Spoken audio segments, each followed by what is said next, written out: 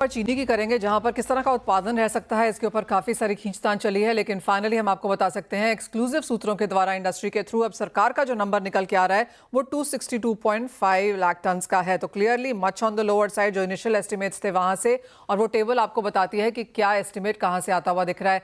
हमारे साथ आइस्ता के प्रफुल्ल विठलानी जुड़ चुके हैं। प्रफुल्ल जी, अगर आपके नंबर्स देखें तो शायद सबसे कम है, आपके और नेशनल फेडरेशन के एक्चुअली आसपास हैं, और सरकार 262.5 इमीडिएटली आपके आसपास यहां पर बनता हुआ नजर आ रहा है।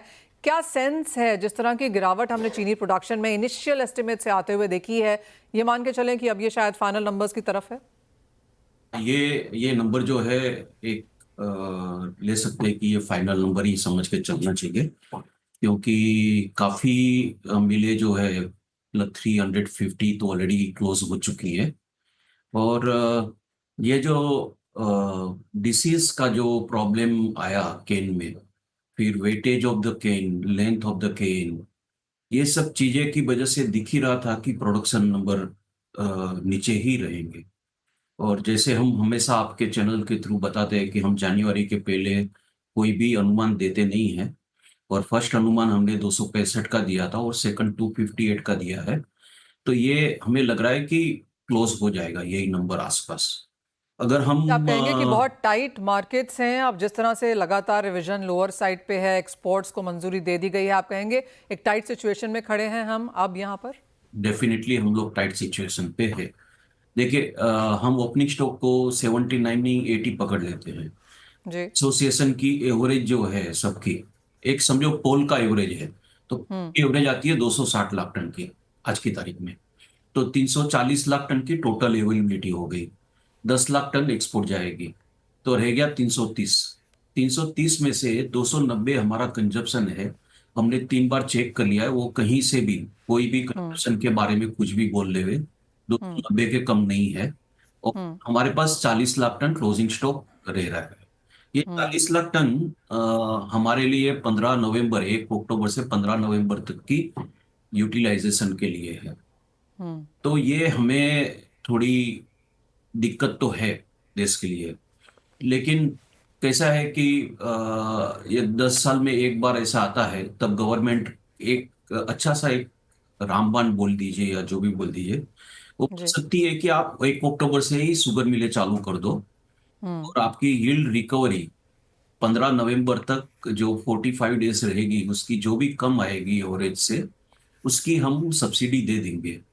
तो ये प्रॉब्लम सोल्व हो सकती है, इसमें कोई हम्म। बात नहीं है। दूसरी बात मैं आपका ध्यान दोना चाहूंगा कि अनाउंसमेंट 10 लाख टन की हो जाने के बाद 2 महीने अप्रोक्सीमेटली होने को आए हैं, अभी तक physical export from Indian soil is only 81,000 ton.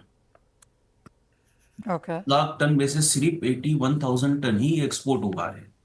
Sugar मिलों से जो डिस्पैचेस हुई है पोर्ट के लिए, हम्म। 10 मार्च तक सिर्फ 1.5 लाख टन की है। और जो ट्रेड हुए हैं इंटरनेशनल ट्रेड, वो जी। 6,50,000 टन के।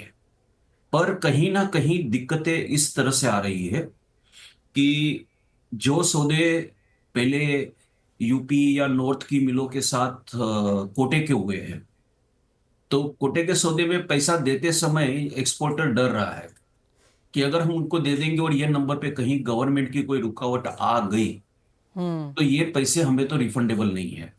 हम्म। तो ये स्लो मूवमेंट हो गई। दूसरी बात ये आ गई है कि जब ये नंबर आ गए हैं तो इंडस्ट्री को एक सोच आ गई है कि आगे एक 10% की और तेजी आ जाएगी, 8-10% की। तो वो अभी एक्सपोर्ट के लिए चीनी देने को राजी नहीं है। हम्म। तो ये सब अभी स्लो डाउन होते जा रहा है। एंड प्रफुल्ल भाई, इसका रिएक्शन प्राइसेस पे क्या पड़ा है? देखिए, प्राइसेस पे तो मैं आपको ये बताऊंगा कि अभी हम लोग सिर्फ 3 या 4% ही बढ़े हैं, कोई 15% या 10% ऐसा कोई प्राइस राइज नहीं है। ओके। भी सीजनल जो नवंबर दिसंबर जब सीजन चालू होती है हमारी, 15 नवंबर को चालू हुई, तो हम्म। दिसंबर जनवरी के प्राइस हर साल में नीचे रहते हैं। हम्म। वहां से आप कोई कितना परसेंटेज बढ़ गया वो लेना, यानी सबके आंख में झूल ठोकना जैसा है वो। उसको पर पकड़े। आपको लगता है कि यहाँ से और तेजी आएगी, जिस तरह के नंबर्स आपने यहाँ पर गिनाए हैं, एंड द फैक्ट कि आगे जाकर समर सीजन डिमांड है, शादियों की डिमांड निकलेगी? जरूर निकलेगी, डिमांड अच्छी रहेगी। प्राइस भी बढ़ेंगे, क्योंकि अभी जो प्राइस है वो इवन मैच नहीं कर रहे कॉस्ट ऑफ प्रोडक्शन को। कॉस्ट ऑफ प्रोडक्शन से अगर 8-10% बढ़ते भी है, जी, शुगर इंडस्ट्री को सर्वाइवल के लिए रिक्वायर्ड भी है। जरूरी है। तो ये इसको प्राइस राइज नहीं कह सकते हैं, इसको ये कह सकते हैं कि बैलेंस आउट। ठीक है प्रफुल्ल भाई, एज ऑलवेज बहुत शुक्रिया साथ जुड़ने के लिए। तो वो नंबर्स ऑफ कोर्स यहाँ पर नहीं लेटेस्ट निकल के आए हैं, और जैसे आहिस्ता ने हमें बताया है कि दिक्कतें आगे जाकर नंबर्स को लेकर हो सकती हैं, और इवन एज एक्सपोर्ट्स यहाँ पर अलाउ किए हैं, जो एक्चुअल फिजिकल एक्सपोर्ट्स हैं वो नंबर ऑफ कोर्स यहाँ पर काफ़ी कम है। वेल, ये तो बात हुई चीनी